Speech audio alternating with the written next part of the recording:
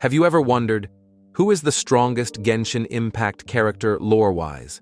Then let me introduce to you the Primordial one, the one with many names like the Usurper King, the Great Sovereign, the Master of the Four Shades, the Master of Heavens, the Heavenly Principles.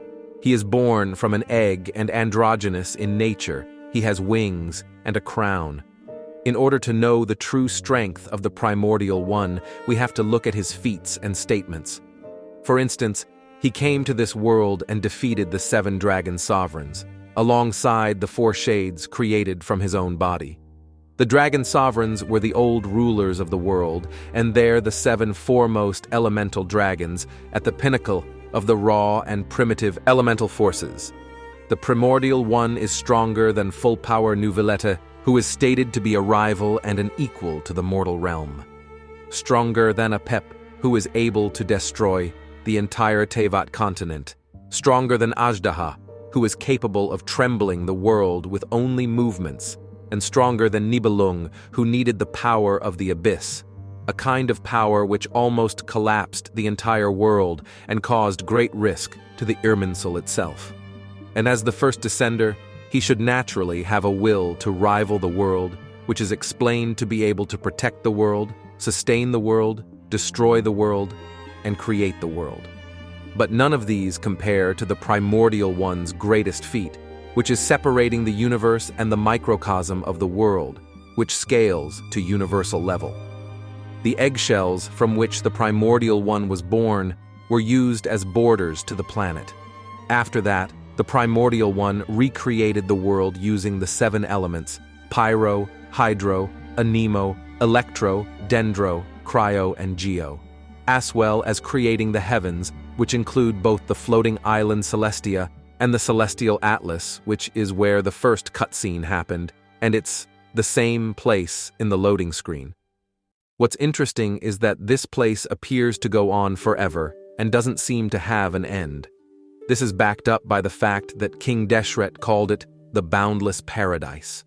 The Primordial One also created the Irminsul, which is a tree whose roots spread all over the world and records history.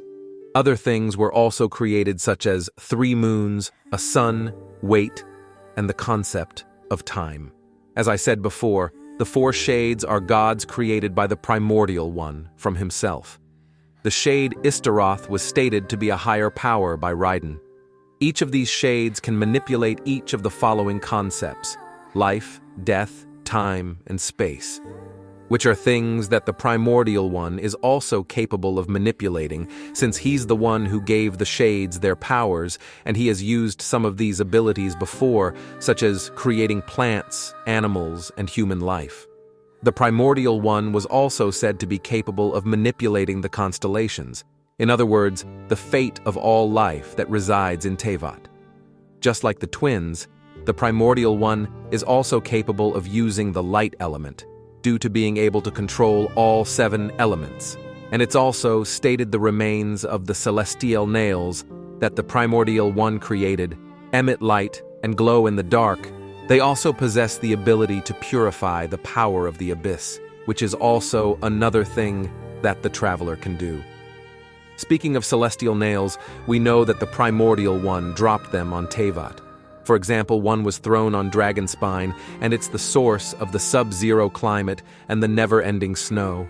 Another was hurled on Tsurumi Island, which caused the blinding fog. And one was launched on Sumeru, which created the large desert we see today alongside the hot and dry atmosphere. The Primordial One can manipulate the weather. For example, he can make it rain or snow, create tornadoes, thunderstorms, sandstorms, or snowstorms. As we all know, the Primordial One stole the powers of the sovereigns and stored them in the noses, which he created from the remains of the 3rd Descender, and later it was given to the 7 winners of the Archon War. And theoretically, the Primordial One is also involved in the vision's distribution process. This means that he is capable of stealing and gifting powers. The Primordial One also possesses the ability to seal, since he sealed Enkanomiya to prevent its inhabitants from returning to the surface. It's common knowledge that the heavenly principles cursed the Kenrians with immortality, or turning them into monsters. They can also curse immortal beings, such as Ajdaha and Morax, with erosion, which is stated to be the greatest destroyer of memories. The Primordial One is also omnipresent, via Istaroth, the time shade being one herself, as her statue is called the Statue of the Omnipresent God, and she's also stated to be every moment. In addition to that, the Primordial One could possibly be omniscient, via the Irminsul, which stores informations. To conclude, the Primordial One scales to universal level and owns the following abilities: the manipulation of ice, water, earth, nature, lightning, fire, wind, light, sand, fog, weight; the manipulation of life, death, time, space; thermal manipulation, cosmic manipulation, fate manipulation, curse manipulation, concept manipulation, information manipulation, weather manipulation, sealing, power absorption, power bestowal, purification, creation, flight, wings, manifestation, immortality, omniscience, omnipresence.